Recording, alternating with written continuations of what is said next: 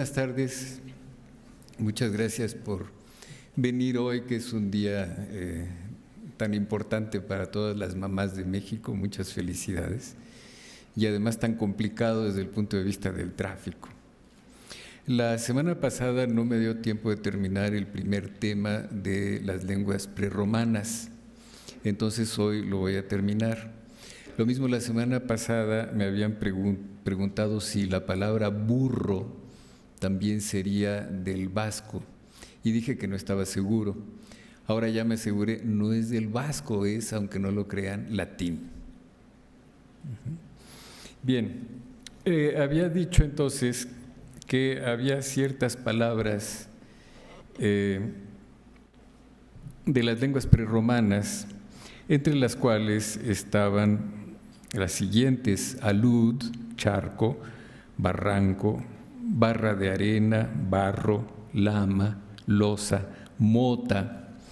Y les había dicho que mota es una palabra interesante por lo que le ha sucedido a lo largo de su evolución.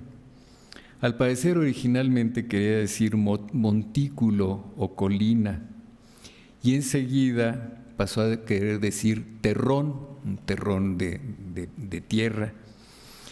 El Diccionario de Autoridades, que es el primero de la Academia Española, 1729, define mota como ribazo o linde de tierra con que se detiene el agua o se cierra un campo. Lo que en México llamaríamos hoy bordo, el bordo de un río. Un significado que dicen Corominas y Pascual en su diccionario crítico etimológico castellano e hispánico se conserva en Murcia y en algunos dialectos del catalán y el portugués. Durante los siglos de oro pasó a significar brosa, pequeña partícula. Y Autoridades, de nuevo, la define como nudillo o granillo que se forma en el paño y se quita o corta de él para perfeccionarlo con unas pinzas o unas tijeras, que es lo que hoy nosotros en México llamaríamos pelusas. Es decir, fíjense cómo hemos pasado la mota desde el bordo de un río hasta la pelusa. Hasta cuesta trabajo imaginárselo. Lo interesante es que en el caló mexicano, mota, por esto de pelusa, pasó a significar marihuana. Y por eso los jóvenes, cuando enuncié la palabra mota, se rieron. Pues sí, es una palabra del caló mexicano y de la narcodependencia que tiene una larga historia desde el siglo XVI o XVII. A diferencia de la rica historia de mota, páramo, de latín paramus, es un vocablo que ha conservado su significado hasta la actualidad. A ver si lo encuentro.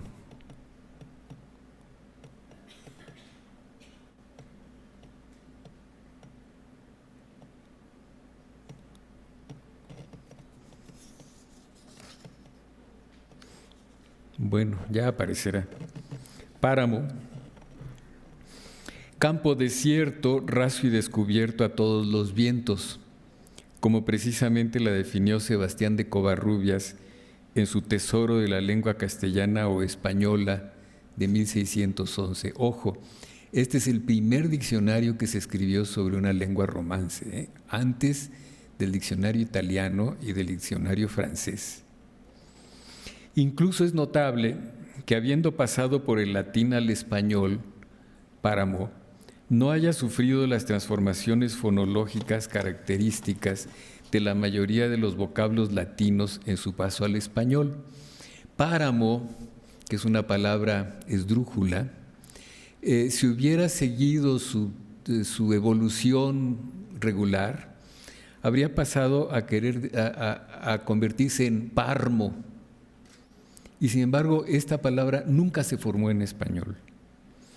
Podría, en consecuencia, por ese motivo, tratarse de un cultismo, un tema que voy a desarrollar más tarde, introducido al español por la tradición culta latina, no a través del latín popular. Del vocabulario minero prerromano, el latín tomó ruga, galería de una mina por donde corre el agua. De ese vocablo proviene en el latín arrugia, que nos dio arruga, y arroyo, así como también del latín corrugo, arrugar o plegar, que nos dio corrugar, rugoso. Aunque el romanista alemán Harry Mayer combatió esa etimología con el argumento de que en friulano, un dialecto latino del noreste de Italia, en el Friul, hay un vocablo roggia con el mismo significado. Y en sardo, la lengua romance de Cerdeña, hay arroyo. En este caso de la opinión de Harry Mayer, es cuando uno se da cuenta de los debates entre etimólogos. Yo tuve la fortuna de haber sido alumno de 2 etimólogos que eran enemigos entre sí de buena manera. Uno de ellos fue Harry Mayer. Harry Mayer, toda palabra que se le pusiera adelante, trataba de encontrarle un étimo latino. Y su enemigo era Johannes Hubschmid, quien a toda palabra que se le pusiera adelante trataba de encontrarle un étimo prerromano. Entonces, en los seminarios a donde asistíamos los estudiantes, nuestros 2 profesores de vez en cuando organizaban encuentros para pelearse, porque en realidad se llevaban muy bien, se respetaban mucho, pero les encantaba pelearse y esgrimir cada uno sus argumentos para sostener una etimología en vez de la otra. En este caso de ruga, Harry Mayer podría tener razón, porque cuando se trata de palabras prerromanas de la península ibérica, es difícil que se hayan extendido a otras regiones del mundo latino. Y si Mayer lo encontraba roggia en friulano y arroyo en sardo, es muy posible que no se trate de una palabra prerromana. Es también de origen prerromano nuestro vocablo cama, que al parecer quería decir originalmente lecho de paja en el suelo, es decir, una especie de petate. A ver si ahora sí lo encuentro. Aquí está. Isidoro de Sevilla la define, ahí lo pueden leer: cama est brevis et circa terram. La cama es pequeña y cerca de la tierra. En este caso, la existencia aislada de cama frente a los derivados románicos de lectus, que dio en español lecho, en francés lit, en italiano letto, en catalán llit, en portugués leito, es uno de los argumentos centrales para que los etimólogos lleguen a una buena hipótesis acerca de su origen. Si no se encuentra el vocablo en otras lenguas herederas del latín, puede ser prerromano. Vean, este mapa proviene de un libro muy bonito del romanista Gerhard Rolfs, que se llama Panorama delle lingue neolatine, que nos ofrece comparaciones de los nombres de ciertos objetos en el mundo de lengua latina. Y verán que tenemos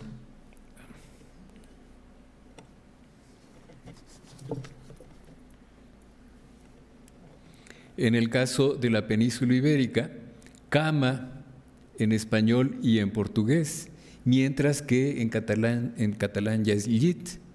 Y en el caso del francés tenemos lit, en el occitano llet, en el provenzal liech, y luego en italiano toda la península es letto, y después tenemos en Córcega lettu, en esta región que es precisamente la del Friul, jet, y después lietu, no encuentro el 1, Sicilia, Lietu, Piltra en Andorra, Leitu en este rincón del Piamonte italiano y Llit, de nuevo como en catalán, en los Pirineos. Esta clase de investigaciones, como la que hizo Rolfs, es la que nos permite identificar muchas historias de palabras. Lamentablemente, no sobre todas las palabras podemos disponer de estudios y mapas de esta clase. Entonces, cama sí puede ser prerromano. Un caso semejante es el de la palabra perro, que se distingue en relación con el resto del ámbito romance, en donde a ese animal se le llama en francés chien, en italiano cane e incluso en portugués cão. Entre las palabras de origen prerromano, sin contradecir lo anterior, se han logrado identificar varias ibéricas, por ejemplo, machorro, baturro, chamorro, muñeca y morro. Son interesantes capanna, que dio cabaña, y gurdus, que dio gordo. Según Quintiliano era hispano-romano, y además cuniculus, que dio conejo, según la historia natural de Plinio. El vasco es una lengua que se extendía desde Burgos al norte de Castilla hacia el este. Incluso en el suroeste de Francia, la actual Gascuña, y los valles de los Pirineos, como el Valle de Arán. Hoy en el valle, las lenguas oficiales son el aranés, pariente del occitano, el catalán y el español. Los vascos resistieron la colonización romana por mucho tiempo, así como la de los visigodos y los árabes. Sin embargo, tuvieron relación con esos pueblos y con la expansión del cristianismo adoptaron mucho vocabulario del latín. El vasco nos ofrece un fenómeno común en otras regiones. Por un lado, debido al contacto de vascos con hispanorromanos, entraron palabras vascas al latín, lo que constituye lo que en lingüística llamamos sustrato. Fíjense que esto es una importación de un término geológico a la lingüística. Cuando pensamos en los sustratos geológicos, son estas capas más antiguas que encontramos debajo de una capa más moderna. Por el otro, puesto que es una lengua que se conserva, el vasco es una lengua viva, e incluso ha recuperado hablantes, resulta para los españoles del actual País Vasco una lengua que llamamos de adstrato, es decir, que convive con el español. Un caso semejante, comparable, es el del maya en la península de Yucatán, sustrato histórico para el español, pero adstrato actual para buena parte de la población de la península. Del vasco hemos heredado, por ejemplo, izquierdo, anchoa, aquelarre, chaparro, cachorro, cencerro, chatarra, modorra, zamarra, que dio chamarra, guijarro, mogote, zarza y zorro. Aunque hay discusión acerca de si anchoa, chaparro y cachorro tienen esa proveniencia. Chaparro tiene una evolución muy clara. Pasó de significar encina o roble de muchas ramas y poca altura a cualquier arbusto de poca altura, como utilizan la palabra los argentinos, y a persona de baja estatura o edificio de baja altura en comparación con los que lo rodean, como lo entendemos nosotros. Vale la pena diferenciar aquí el significado de aquelarre, encuentro de brujas con el diablo. Aquí tienen una bella reproducción de la pintura de Goya del aquelarre. Hay que diferenciar entonces el aquelarre del anglicismo Halloween. Ambas celebraciones parecerían corresponder a las mismas creencias, la fiesta de las brujas, pero son muy diferentes entre sí. Halloween es una composición de All Hallow Even, es decir, víspera de Todos Santos. Por eso el Halloween se festeja el 1 de noviembre. La fiesta cristiana, entonces, que precede al Día de Muertos. Es curioso que en Estados Unidos la hayan transformado en una ocasión para que los niños se disfracen de brujas, muertos, espantos, fantasmas y salgan a las calles a demandar que les regalen dulces, porque en realidad no los piden, los demandan. Con lo que el Halloween estadounidense, ya contagiado a México, se aproxima al significado de aquelarre.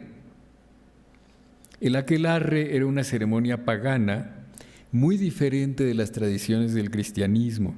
Quería decir prado del macho cabrío, por los lugares en que se reunían las brujas con el demonio, y fue muy perseguido por la Inquisición española en el País Vasco desde la Edad Media hasta el siglo XVIII. Los aquelarres se celebraban en diferentes fechas y no tenían ninguna relación con las tradiciones cristianas.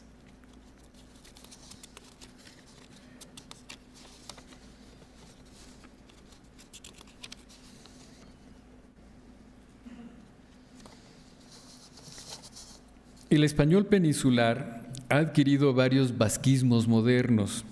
Además de boina, los vocablos políticos abertzale, patriota o amante de la patria vasca, un neologismo creado por el ideólogo nacionalista vasco Sabino Arana hacia finales del siglo XIX, e icurriña, el nombre de la bandera vasca, también inventada por Arana.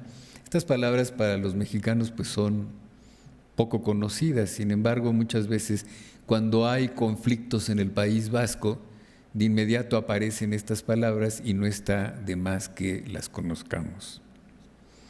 Como decía antes, el celta, una lengua indoeuropea, se extendió desde el centro de Europa, desde Alemania hacia el oeste y también a las Islas Británicas. Son descendientes del celta, el galés, que se habla en el país de Gales, el irlandés y el gaélico, junto con el gaélico escocés. La llamada lengua lusitana de Portugal podría ser una variedad del celta. En el imaginario moderno, los celtas están de moda. Las famosas leyendas del rey Arturo y los caballeros de la mesa redonda, la leyenda del mago Merlín y la música celta con arpa que gusta a los seguidores del llamado New Age. La gaita es un instrumento musical muy característico de esa herencia en Galicia y las islas mencionadas. Heredamos del celta, por ejemplo, alondra, que viene del latín alauda. Recuerdan que todo este vocabulario nos ha llegado solo a través del latín. Camisa, que viene del latín camicia. Carro, que viene del latín carrus. Cerveza, que viene del latín cervicia. Pero posiblemente entraron al latín desde la Galia. Quizá en España misma, según Corominas, vienen del celta álamo, breña, gancho, garza, silo, terco, tranca. También bracae, pantalones, que en el español peninsular dio lugar a braga, calzón de mujer o pantaleta, pero también de ahí una palabra muy masculina, bragado, que sería lo mismo que calzonudo, y carpentarium, que dio carpintero. De un sustrato común mediterráneo desconocido a través del latín, nos llegó asinus, que dio asno, quepa, que dio quepulla y después cebolla, cupressus, que dio ciprés, ficus, que dio higo, laurus, que dio laurel, menta y, sorpresa, vinum, que dio vino. Todo el mundo pensaría que eso fue una invención totalmente de los latinos. Pues no, es anterior a ellos. Del etrusco, una lengua del centro norte de la península italiana, que dejó una huella profunda en la civilización romana, recibimos puteus, que dio pozo, catena, que dio cadena, cisterna, lanterna, que dio linterna, y persona, que quería decir máscara. Detengámonos en esta última. Persona era el nombre de la máscara que utilizaban los actores de la tragedia griega importada a Roma. El actor no se mostraba con su rostro verdadero, sino que lo enmascaraba, para así poder dar presencia a su personaje. La palabra personaje también viene de persona. Es decir, persona era una apariencia, no un ser humano auténtico como hoy entendemos la palabra. El etrusco fue también una vía para que entraran ciertos vocablos griegos al latín, como es el caso de cotoneum, membrillo, y taeda, tea, es decir, esta especie de antorcha. Del osco-umbro, una lengua itálica, hermana del latín, hablada al sur y al este de Roma, provienen bos, que dio buey, y lupus, que dio lobo. Por último, del griego, vía latín, catapulta, castánea, que dio castaña, lágruma, que dio lágrima, y en este caso de nuevo tenemos un cultismo. Si no, en español habría sido algo así como laurma. Maquina, que dio máquina, talentum, que dio talento. Talento, que viene del griego talanton, significaba balanza, con la que se pensaban las cosas para conocer su precio. De ahí derivó a unidad monetaria, equivalente a la cantidad de agua necesaria para llenar una ánfora griega, aproximadamente 30 kilos, y con ese significado aparece en las traducciones del Nuevo Testamento, en la famosa parábola de los talentos, en Mateo 25, según la cual un señor entrega a sus siervos cierta cantidad de talentos y estos los multiplican actuando con inteligencia. De ahí que pasara a significar las dotes naturales de las personas y luego la voluntad o la propensión a hacer algo. La palabra se registra por primera vez en la historia del español en el Fuero de Avilés, es decir, un aparato legal, en 1155. A lo largo de la Edad Media, talento significó voluntad, deseo o gusto, según lo señalan Corominas y Pascual. El significado que hoy damos a esa palabra, tal como lo define el Diccionario de Autoridades, es caudal de dones naturales con que Dios enriquece a los hombres para que obren y los empleen en provecho del prójimo y de su conciencia. Ese significado, según propone Alain Rey en su Dictionnaire historique de la langue française, apareció en el latín neoescolástico de las obras de Abelardo, 1079 a 1142, el filósofo lógico y dialéctico francés, más conocido hoy por sus amores con Eloísa, pero sostiene, como lo hacen también Corominas y Pascual, que ese significado se difundió después de la Reforma luterana. Talento puede tener algo que ver con una palabra germánica que es thaler, que los thaler era la moneda que utilizaban muchos pueblos alemanes como moneda de cambio. De thaler viene la palabra dólar. El vocabulario de origen prerromano es relativamente menor que el de origen árabe, como veremos en otra sesión, y mucho menor que el de origen náhua en México. En el método etimológico se debe seguir la regla de no atribuir origen prerromano a un vocablo, sino después de haber agotado las hipótesis de origen latino. Aquí puse una bibliografía por si les interesa leer con más profundidad de esto que he explicado. Tienen estos libros de Stephen Dworkin, de la Academia Española, el de Corominas y Pascual, que es nuestro único buen diccionario etimológico en español. Son como 7 tomos, es bastante caro, pero por lo menos una biblioteca escolar debiera tenerlo. El Tesoro de Covarrubias, hay ahora 2 ediciones facsimilares buenas. Es una delicia de la lectura del Tesoro. En muchos casos no le podemos creer, ¿no? Pero es una delicia. Bien, voy a dar 5 minutos para preguntas que tengan que ver con el tema prerromano, porque enseguida quiero pasar a la herencia latina.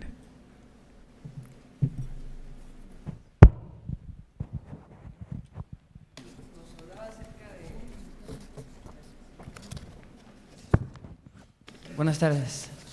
Nos hablaba acerca de la palabra sustrato. Sustrato. Empleada en etimología. En la lingüística. Y tomada de la geología, nos comentaba. Pues, a saber, también emplean la palabra horizonte para referirse a estas capas, y también la palabra estrato. Claro. Que supongo viene de lo mismo, no sé si pudiera… Claro, un estrato pues es cualquier capa, y esta capa puede tener sustratos, o sea, estratos bajos o superestratos o estratos altos. La palabra estrato se usa en geología, se utiliza también en meteorología para hablar de ciertas composiciones de las nubes, y por lo tanto también se adquirió en la lingüística. Siempre hay cierto trasiego de términos técnicos de una ciencia a otra cuando es pertinente. Sí, doctor, una pregunta. ¿El osco-umbro era lengua indoeuropea? Sí, el osco-umbro era lengua indoeuropea hermana del latín. Bueno, 2 preguntas más. Sí, gracias. Desde la vez anterior me quedó la duda de hacerle esta pregunta. Por ahí alguna vez escuché que estaban emparentados de alguna manera, a pesar de la lejanía, lo ibérico, lo ibérico, que es lo hispano, con una Iberia, incluso a veces escrita con V, que sería la Georgia actual. Que habría algo muy antiguo que hermanaría esto, claro, a través del indoeuropeo y demás, pero no sé si está fundamentado. No, que yo sepa ninguno. Georgia en el Cáucaso, claro, más que nada pertenece a otra rama de la indoeuropea. Y el ibérico hasta ahora no se ha encontrado que tenga relación ninguna con el indoeuropeo.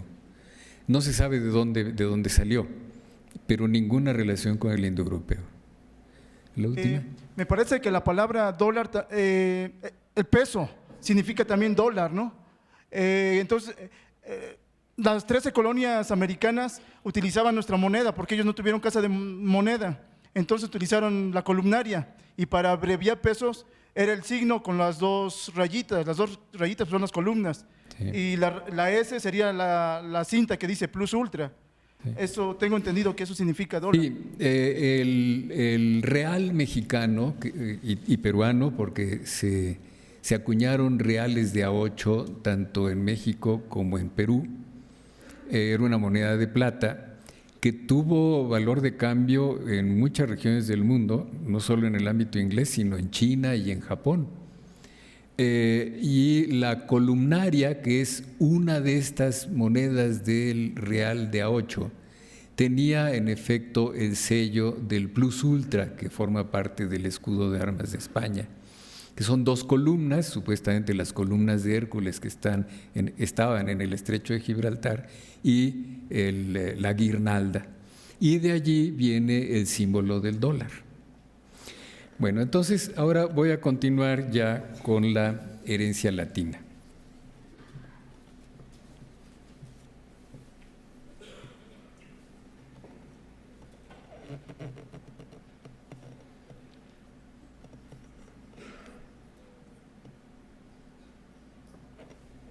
La anterior, la otra. Tiene el marquito azul. Eso. La latinización de la península ibérica fue muy profunda y larga, pues abarcó cerca de 200 años. Fue la primera más allá de la órbita itálica de Cerdeña, Córcega y Sicilia. 150 años anterior a la de la Galia Transalpina, la actual Francia, y casi 300 años anterior a la de la Dacia, la actual Rumanía.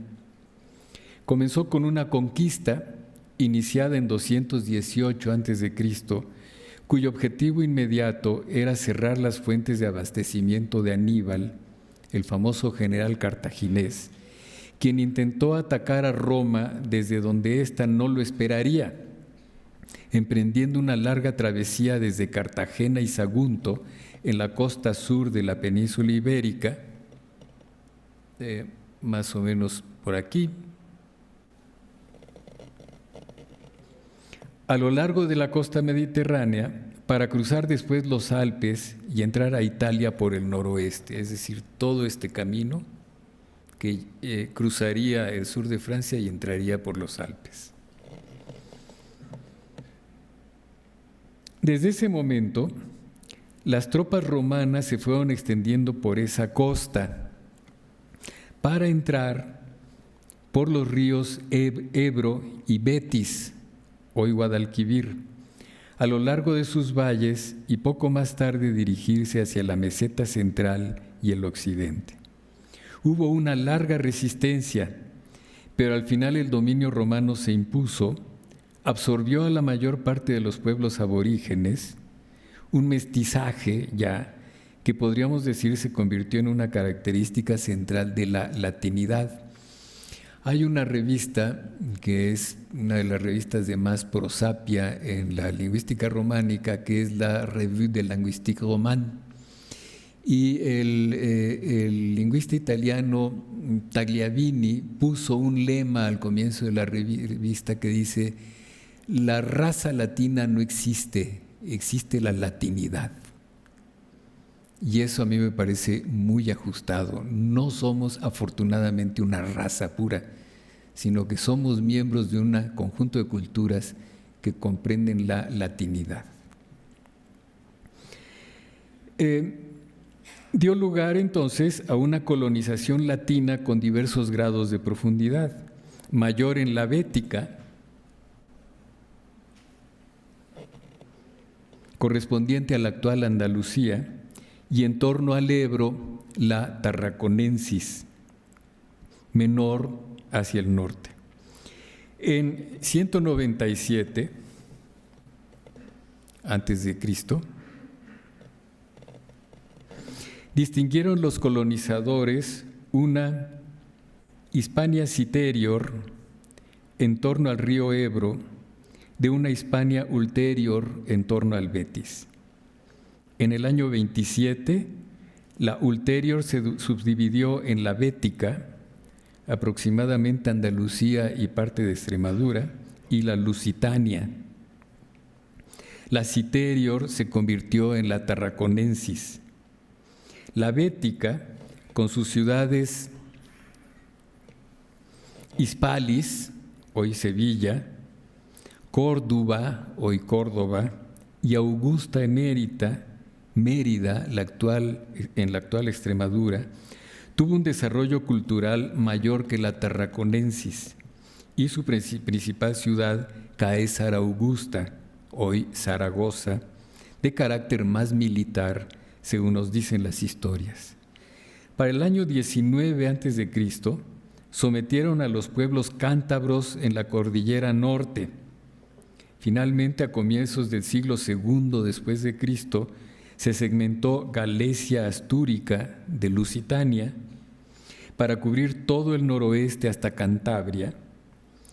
A finales del siglo III después de Cristo, se separó la Cartaginensis, que comprendía desde Cartagena y Valencia hasta Toledo y Burgos en el norte de la meseta central, y se separó de la Tarraconensis. La Cartaginensis viene siendo entonces el caldo de cultivo de la posterior Castilla. Tanto la existencia de las lenguas prerromanas, diversas entre sí, como las peculiaridades de los accidentes geográficos en la península, pueden explicar una heterogeneidad mayor de la colonización romana que la que se produjo en Francia, con menor diversidad lingüística previa y una geografía más homogénea. Este rápido recuento de la expansión de la conquista y la colonización romana en España sirve para poder formarnos un conjunto de hipótesis acerca del modo en que se implantó geográficamente la lengua latina y las posibles diferencias que se formaron a partir de ella. Los colonos latinos civiles fueron escasos durante mucho tiempo, sobre todo en la Tarraconensis, debido al estado permanente de guerra. Los militares posiblemente procedían de diferentes regiones de Italia, quizá de lengua indígena osca, umbra o etrusca. Hay que recordar que la necesidad permanente de tropas para defender Roma y expandir el imperio se resolvía reclutando habitantes de todas las regiones, y en particular de las más pobres, por lo que es posible que muchos de los colonizadores romanos tuvieran características dialectales propias, diferentes de las del Lacio, la región originaria de los romanos. Lamentablemente no se conocen datos acerca de los orígenes poblacionales de los colonizadores romanos en la península. Ramón Menéndez Pidal sostuvo que habría habido colonos del sur de Italia, de lengua osca, hermana del latín, pero en los últimos años se ha puesto en cuestión su influencia lingüística posible a la luz de más datos. Se puede dividir el periodo romano en España en tres épocas: el de la República, entre los siglos III y I antes de Cristo, caracterizado por la conquista y consecuentemente por la influencia militar. En ese periodo convivieron las lenguas prerromanas con el latín. En la zona mediterránea tenía mayor presencia la lengua de Roma, mientras que en el resto predominaban las prerromanas, como vimos, ibero, celta, lusitano, etc. Se conservaba también el fenicio en Gades, que dio Cádiz, Abdera, que dio Almería, y Ebuxus, que dio Ibiza. Y también el griego en Emporion, que dio Ampurias, y Rhodes, que dio Rosas. Aunque su aportación léxica, como vimos durante la primera conferencia, fue mucho menor. El latín arraigó sobre todo en regiones iberas y celtíberas. El segundo periodo es el del imperio, entre los siglos I y III después de Cristo. En este el latín ya se había convertido en lengua materna de la mayor parte de los pueblos peninsulares, con la excepción de Lusitania, la cordillera cantábrica y el este de los Pirineos, es decir, en parte de la Tarraconense. En esta época, los hispanorromanos ya desempeñaban un papel importante en el imperio, al grado de que dos emperadores, Trajano y Adriano, fueron originarios de Itálica, una ciudad cercana a la actual Sevilla. La tercera es de la antigüedad tardía, del III al V después de Cristo, cuando comenzó la disolución del imperio. Tendríamos que agregar una cuarta etapa latina en español, dividida en varias épocas, de integración de voces latinas cultas, de la que hablaremos más adelante. Los estudios del estado del latín en la península durante esas etapas, en particular la primera, dependen del gran número de inscripciones que se encuentran en monumentos, tumbas y algunos pequeños textos escritos, por ejemplo, por soldados. Había esos grafitis famosos, ¿verdad? Un soldado encontraba una piedra bonita y ahí le rayaba: por aquí pasó Marco Tulio, ¿verdad? Dado lo mínimas que son las inscripciones primitivas y populares, no ha sido posible hasta ahora disponer de suficientes documentos sobre la probable variedad léxica del latín en las diferentes épocas de la colonización. Solo durante la segunda hay suficientes textos cultos, de Séneca, por ejemplo, que atestiguan un latín de tradición culta, que no difiere del latín del resto de la Romania. Es necesario resaltar que el latín de tradición culta es notablemente homogéneo, en tanto que faltan datos de las variedades populares del latín, el llamado latín vulgar, las cuales evolucionaron después y dieron origen a las lenguas romance.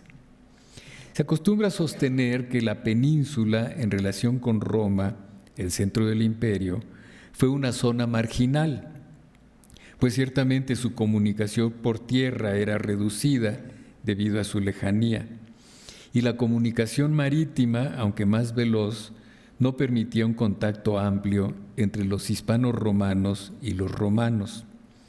Igualmente, debido a la antigüedad de su colonización, en comparación con el resto de los territorios del Imperio Romano, se piensa que su latín fue conservador y, en consecuencia, respecto de Roma, arcaico.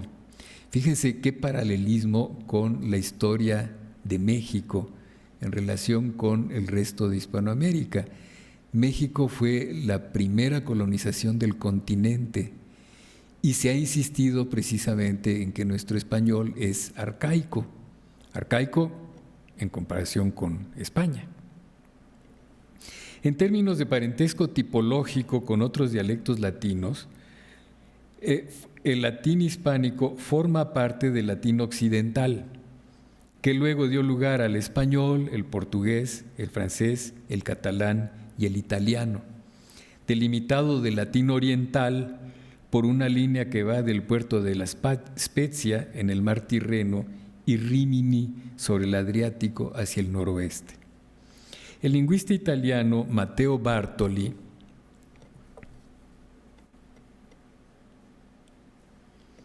quien fue profesor de Antonio Gramsci, para quienes admiren a Gramsci, propone en su libro Saggi di Linguistica Spaziale distinguir el léxico de las lenguas romance a partir de tres fases históricas. Le sirve para ilustrarlo brevemente una pequeña frase. Durante la primera fase, que llama la Edad Latina, correspondiente al latín más antiguo de la República, anterior a la conquista de la península, pero conservado como paradigma del latín clásico, la construcción sintáctica de la frase conserva las declinaciones casuales. Virorum atque mulierum, que quiere decir de los hombres y las mujeres. En este caso, la declinación causal la vemos aquí en el plural de vir, que es hombres, atque es así como, y mulierum también con esta declinación casual.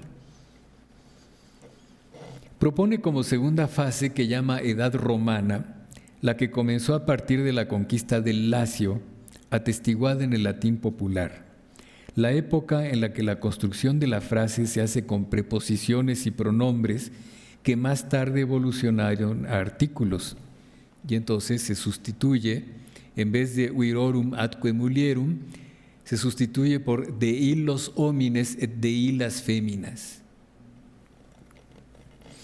Por último, la tercera fase es la de la Edad Romance, que corresponde a las lenguas formadas a partir del latín, en francés des hommes et des femmes, y en español de los hombres y las mujeres. Es una buena manera la que encontró Bartoli de explicarnos esas tres etapas. Durante la Edad Romana, sostiene Bartoli, las innovaciones del latín fueron más numerosas en la península italiana que en la Galia, hoy Francia, y en Iberia, debido al desarrollo de la civilización y de la cultura en el centro del imperio. De ahí se desprendería el carácter arcaico de los latines populares de la península ibérica. En cambio, las innovaciones de la Edad Romance fueron mayores en estas regiones que en Italia, debido a los procesos de fragmentación dialectal resultantes de la disolución de las comunicaciones y la baja de la educación, producidas por la decadencia del imperio, que relajaron el conocimiento de la tradición culta. Así, por ejemplo, socrus, que quería decir suegro, y femenino socra, suegra, es un vocablo de la edad latina, es decir, de la más antigua, que evolucionó a sócero en la edad romana y a suegro, suegra en la romance, dando continuidad a la fase antigua, en tanto que en la Galia Trasalpina, Francia, se vio sustituido por beau-père y belle-mère. Aquí tenemos de nuevo en este mapa las designaciones del suegro,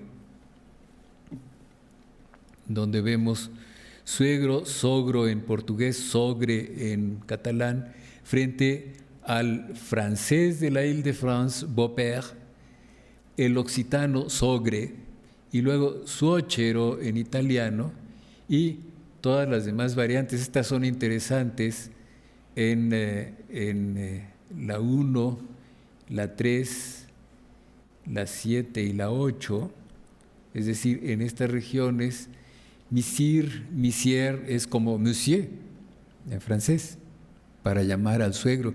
Es que a los suegros hay que tenerles respeto, ¿no? En cambio, frater, hermano de la edad latina, se conservó en la mayor parte del imperio, como lo atestiguan el francés frère y el italiano fratello, mientras que en español aparece un frater germanus, que quería decir hermano carnal, y de ahí viene nuestra palabra hermano, que vuelve a la península ibérica más innovadora. Es decir, no es posible sostener que todo el léxico de origen latino en español sea conservador y arcaico. Aquí ven también hermano en portugués, irmão, en catalán, germain, es decir, todas vienen de frater germanus, pero en cambio aquí tenemos en el francés de la Île-de-France, frère, en el provenzal, fraire, en italiano, fratello, y otros más. El lingüista californiano Stephen Dworkin, alumno del destacado etimólogo Yakov Malkiel, sostiene que vocablos como los siguientes llegaron a la península desde el comienzo de la colonización, por lo que corresponderían a la edad latina. Un supuesto aceptare, cuando en lingüística se le pone un asterisco antes de una palabra, quiere decir que no se ha encontrado en documentos y por lo tanto es una hipótesis. Un supuesto aceptare, que querría decir esperar compañía, que dio acechar. Asare dio azar, avis dio ave, capitia, que quería decir agujero en la túnica por donde pasa la cabeza, como el agujero en los zarapes, y de ahí viene cabeza. Comedere, que querría decir comerse algo por completo, dio comer. Fabulari dio hablar. Perna, que era el nombre del jamón de puerco, dio pierna, frente a camba, que en francés dio jambe, en italiano gamba, y materia, que dio madera. Isidoro de Sevilla, aquí tenemos perna, y pueden ver pierna, perna, pero después tenemos cama, que está relacionado con camba, jambe, gamba, y en todos los otros casos son gamma. Esto es la Dacia y en este caso la Dacia es 300 años más joven y apareció esta forma Picior. Isidoro de Sevilla anotaba en latín: Ilen greci rerum quandam primam materiam dicunt, anc Ulen latini materiam appellaverunt. Es decir, los griegos denominan Ulen a una especie de materia prima, los latinos la denominaron materia. Fíjense, recuerdan que a propósito de Lenkensdorf, que se especializaba en etimologizar, cuando habla de que los tojolabales eran hombres auténticos, si nosotros etimologizáramos, diríamos que los que hablamos español creemos que toda la materia es de madera, lo cual es ridículo. Se conservaron en la evolución al español voces como angustus, que dio angosto, y allí es en donde también hay quien piensa que ese es un arcaísmo de los mexicanos, porque los españoles dicen estrecho. Mensa, que dio mesa, mientras que en francés table y el italiano tavola vienen del latín tabula, y petere, que quería decir buscar, para dar, pedir. En el tema de la herencia latina había yo planeado 2 sesiones, esta sería la primera y el resto lo dejamos para dentro de 8 días porque ya son 5 para las 8. Si tienen preguntas, adelante.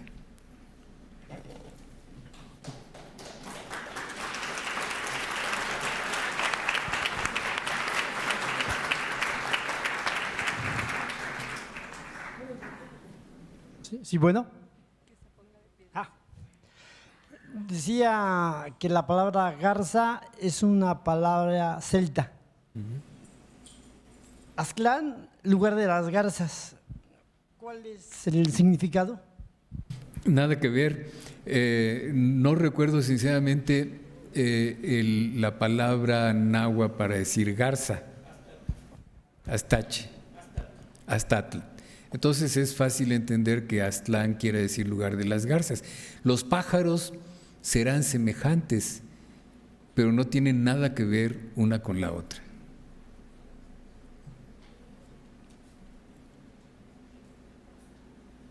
Qué bien, hoy no hay más preguntas.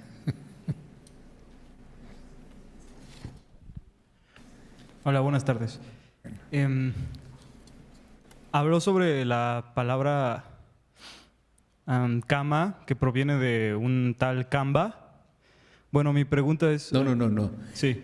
Cama viene de cama. Gamba es el latín pierna.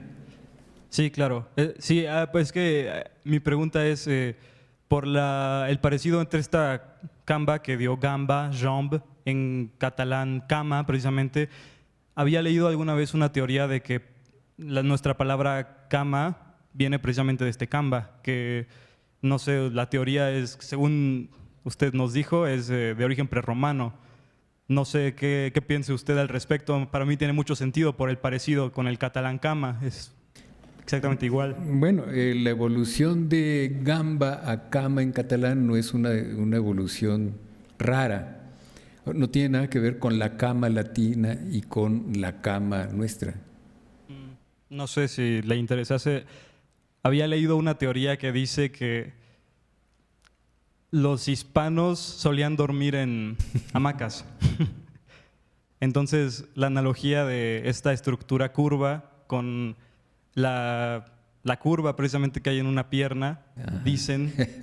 Eso sería precisamente un caso de etimología popular. Sí, claro.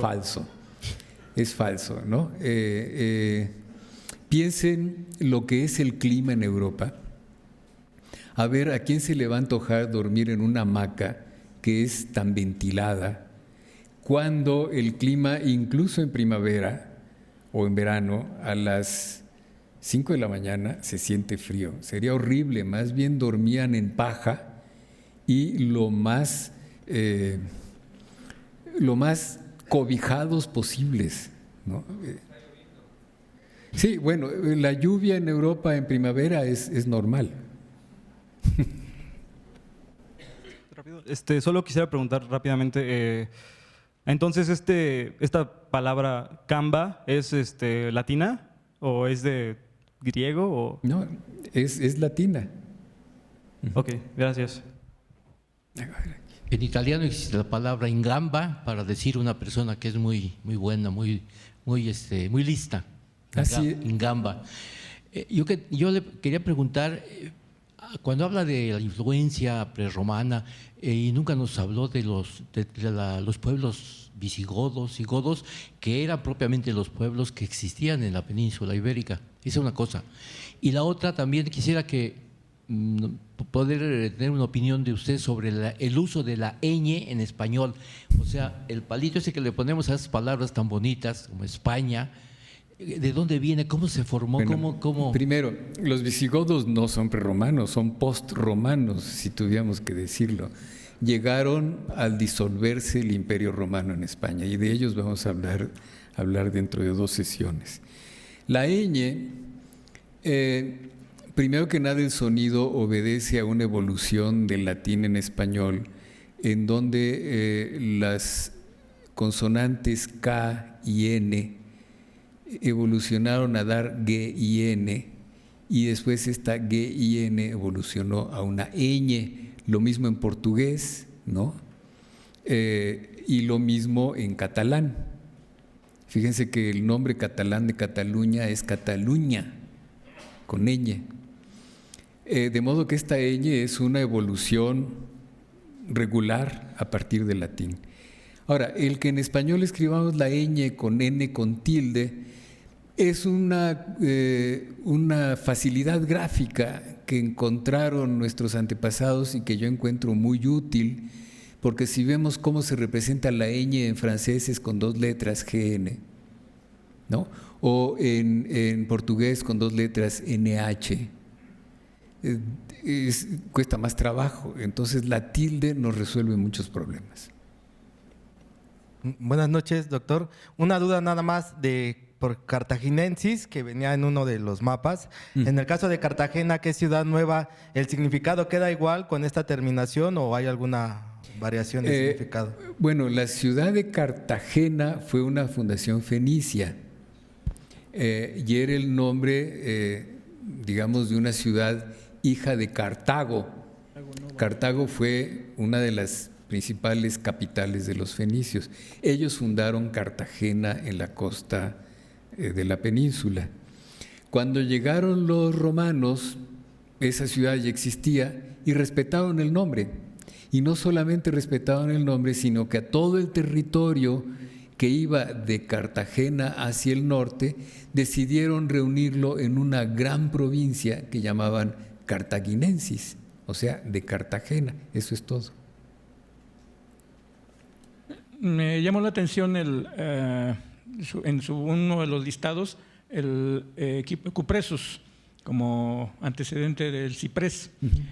Yo conozco una versión, y bueno, perdón si caigo en etimologías populares y de personajes, pero hay una cierta leyenda helenística, ya muy tardía, en donde este personaje, Ciparicio, es amado por Apolo y tenía un siervo, pero son cazadores y pues él lo mata accidentalmente.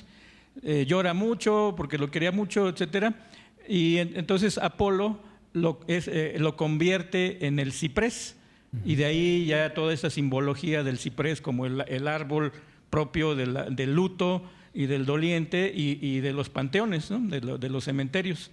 Entonces, ¿qué relación más o menos lingüística podría encontrarse entre Ciparicio, el personaje de la leyenda, y el cupressus y el género ciprés? Gracias. Bueno, no lo voy a poder contradecir.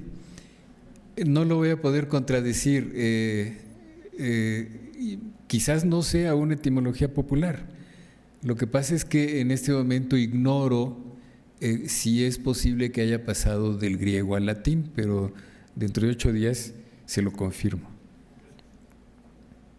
Bueno, hola. Mi pregunta es completamente rudimentaria. La palabra ampurias, ¿tiene algo que ver con imperio? No, con emporium. En griego y después en latín, un emporio era un centro comercial. Y por lo tanto, construían centros comerciales en todos los lugares donde comerciaban. Y a todos les llamaban emporium. Como los griegos tuvieron solamente 2 emporios en la península, el de Ampurias y Rhodes, entonces se le quedó el nombre de emporium y evolucionó en español a Ampurias, en catalán Ampuries. Y lo mismo Rhodes del griego evolucionó en español a Rosas. Rosas es un golfo que está un poco al norte de Ampurias, que es la zona donde nació Dalí. Pero por eso cuando vemos en México, en la colonia de Portales, hay una tienda que se llama Emporio Comercial, uno diría, pues es un pleonasmo. Pero no tiene nada que ver la palabra emporio con la palabra imperio. Imperio, nada que ver. Gracias. Sí, buenas tardes. Yo quisiera preguntarle, usted ha comentado varias veces que las palabras evolucionan. En el caso de la palabra persona, que pues en mi modo de ver significaba algo simple, como una máscara, se complejizó a lo largo del tiempo, con la teología, con la psicología, etc.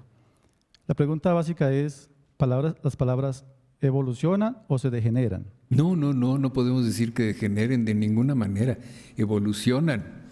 Digamos, si degeneración es haber dejado de caminar en 4 patas y caminar en 2, pues entonces sí, las palabras degeneran.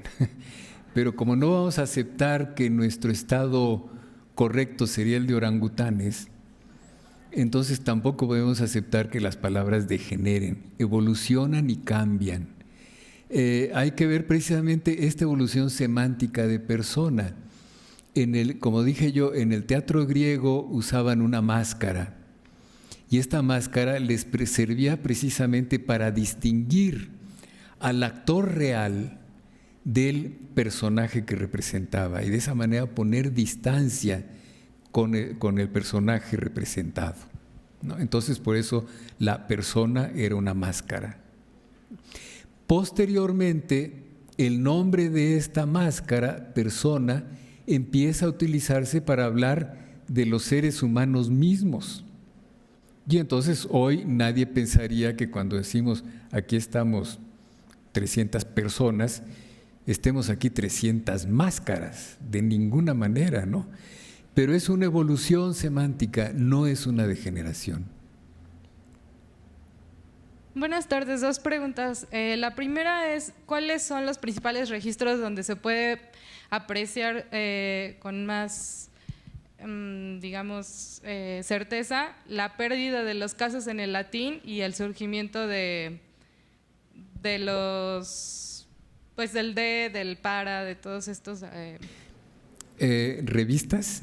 No revistas, registros. Registros. O sea, tal cual como documentos. Bien, son muchos. Vamos a decir primero el que tiene más antigüedad en español y sigue siendo muy bueno, que es la gramática histórica de Ramón Menéndez Pidal. Lo mismo tenemos la historia de la lengua española de Rafael Lapesa. Tenemos la historia de la lengua española de Ralph Penny, un inglés. Tenemos los Éléments de linguistique romane de un filólogo francés apellidado Boursier. Tenemos una introducción a la lingüística románica, en este momento no recuerdo los autores, pero está en la bibliografía con que terminaré esta sección de los latinos. Y también tenemos mi historia mínima de la lengua española, de modo que hay mucho de dónde escoger. Yo me meto mucho al centro a hacer mis cosas y casi es un baño diario en los pórticos, en las entradas de los conventos, de las iglesias, muchos, pues muchos títulos, muchas leyendas, mucho del latín. ¿Qué impresión le da a usted, o si hay algunas etapas de latín, o hay una mezcla de latín con algún otros léxicos? No sé, el comentario de usted. Bueno, hay que ver que el latín, aunque hayan desaparecido aquellos que tenían el latín como lengua materna, el latín no murió, ¿no? Simplemente evolucionó, pongámoslo así. Si una máquina del tiempo nos trajera aquí de pronto a Séneca o a Julio César y nos oyeran hablar, no dirían qué lengua más extraña, más bien dirían qué latín más extraño. Ajá. Entonces, el latín se conserva como lengua de cultura y se conservó desde el siglo XVI hasta principios del siglo XX como lengua de cultura, y por lo tanto era un indicio de cultura el que los monumentos mexicanos tuvieran leyendas en latín, sobre todo leyendas de carácter religioso. De modo que eso lo vemos en todo México y lo vemos en toda Hispanoamérica, que sobreviven todos estos letreros y leyendas en latín, porque era la gran lengua de cultura. Buenas tardes, doctor. Usted mencionaba que en la Edad Romana el latín de la Iberia se consideraba como un latín arcaico. Esto haría pensar que habría una postura político-cultural centralizada del imperio. No, en relación, afortunadamente Roma nunca tuvo una política lingüística.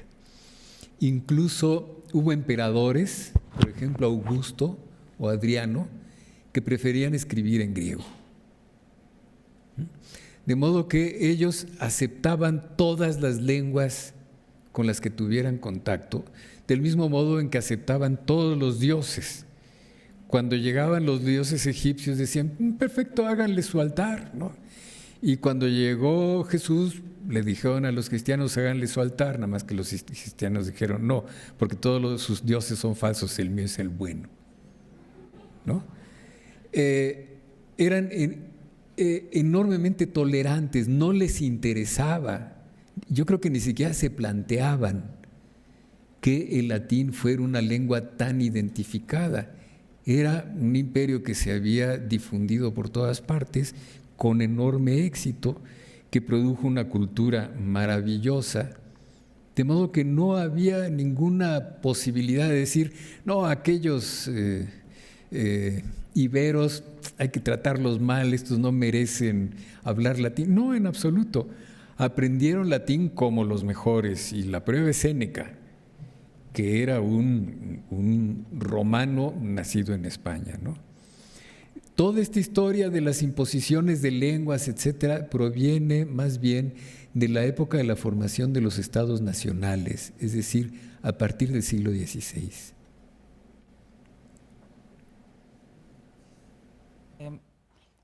Solo preguntar acerca del francés personne, si viene como de la misma raíz de persona, de la máscara, ¿no?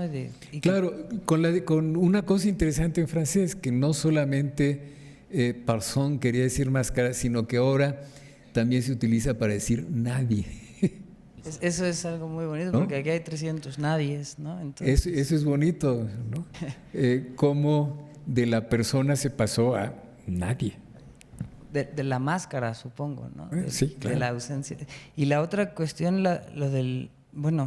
una curiosidad que tengo, porque en español pues ya se han incorporado palabras pues con la raíz hidro, sí, hidrología, hidroponía, y también para hablar de la misma agua, pues acuario, ¿no? Acuicultura, Aquaponia ahora ya Bien, existe. de eso vamos a hablar a propósito de los cultismos, todavía no llegamos a eso, pero en efecto, y todos los que aprendimos etimologías en la preparatoria, nos enseñaron las raíces griegas y latinas y sabemos que ahí está hidro, ¿no?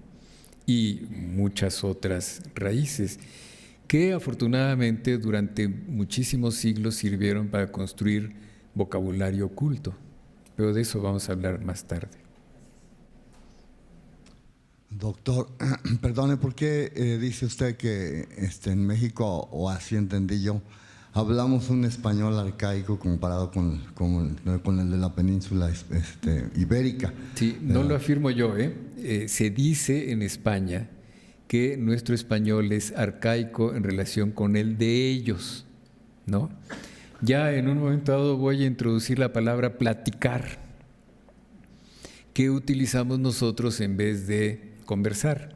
También podemos usar conversar, pero normalmente decimos platicar. Lo mismo en México decimos alberca, en España dicen piscina. Nosotros decimos angosto, en España dicen estrecho. Y así tenemos muchas palabras que efectivamente nosotros heredamos desde el siglo XVI. Si ustedes leen la historia de Bernal Díaz del Castillo o las cartas de relación de Cortés, se van a encontrar con todas estas palabras que son vigentes para nosotros. Por lo tanto, no podemos considerar que hablamos arcaico. Solamente medido desde la evolución española, lo nuestro les parece arcaico. Allá ellos.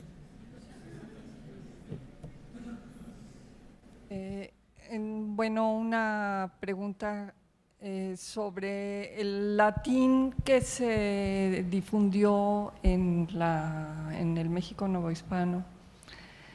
En todos estos libros que llegaron en el siglo XVI de España, la gran mayoría estaban en latín.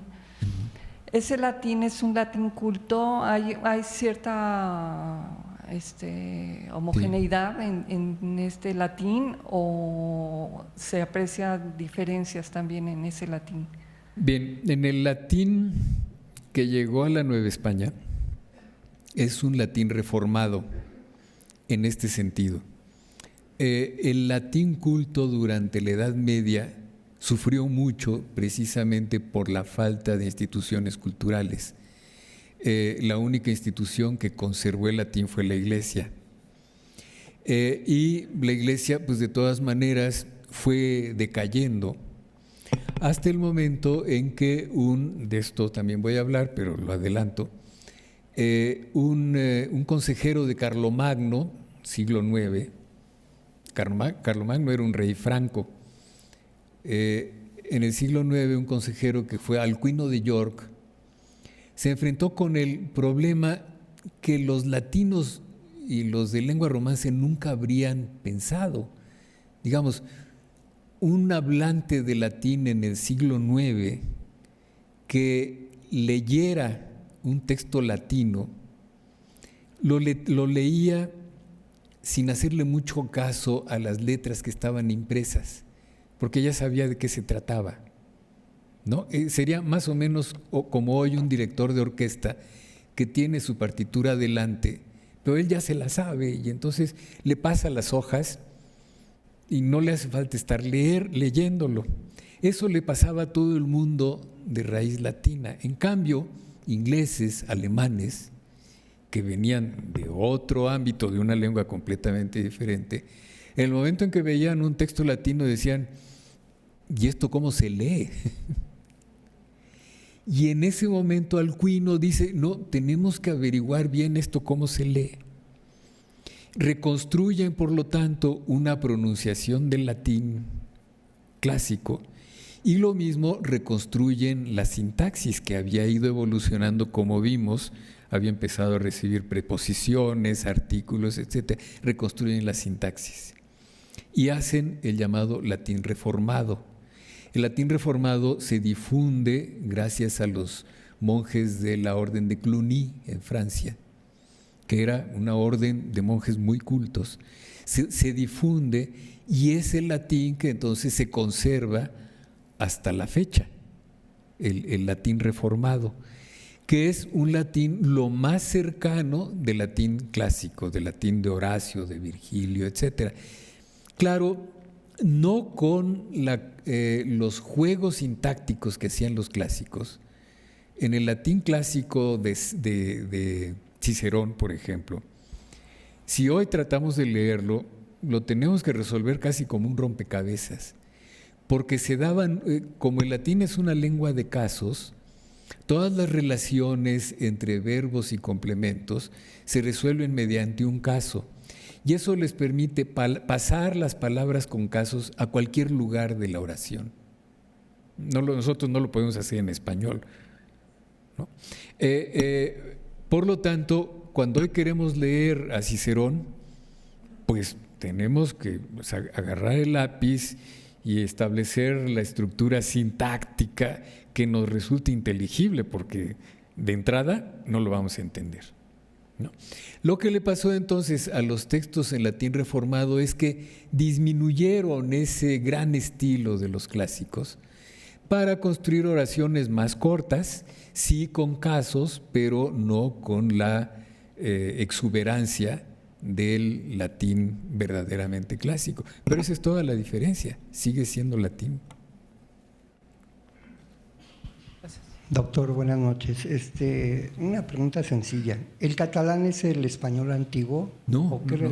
El catalán es otra lengua, evolucionada igualmente del latín en otras condiciones, ¿verdad? Otras condiciones, sobre todo debidas a que durante la Edad Media la zona catalana formó parte del imperio de Carlomagno, del imperio franco, al grado de que la región catalana se llamaba la Marca Hispánica. Eso hizo que el catalán tomara un camino diferente del camino que tomó el español, pero es una lengua completamente aparte del español, aunque sea su hermana. O sea, es como una hermana morena y una güera. A lo mejor no entendí muy bien. Dice que en el latín no había preposiciones ni artículos, habían casos. Pero entonces las preposiciones y los artículos, ¿de dónde vienen? Vienen de la evolución. Sí, en fin, no quería yo exagerar. Había unas cuantas preposiciones y había algunos adjetivos demostrativos, ¿no? Por ejemplo, iste era un demostrativo para señalar lo que está más cerca de uno, de ahí viene nuestro este, ¿verdad? Ille era para señalar algo a cierta distancia de uno, y de ahí viene nuestro artículo, nuestro pronombre él, y también el artículo él. Entonces son evoluciones que se produjeron en español, y lo mismo en algunas otras de las lenguas romance. Y en cambio todos los casos latinos desaparecieron y los sustituimos por relaciones de preposiciones, que es el modo en que construimos las oraciones. Bueno, pues sí. Bueno, una última pregunta ya.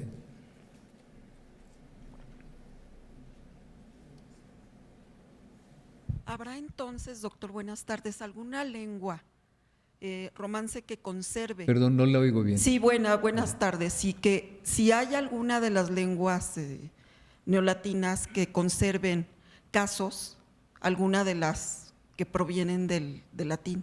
No, ninguna. El rumano, por el hecho de que quedó bajo la zona de influencia eslava, evolucionó de una manera muy diferente al resto, pero aún así me parece que en rumano no hay casos. Bueno, pues muchas gracias y continuamos.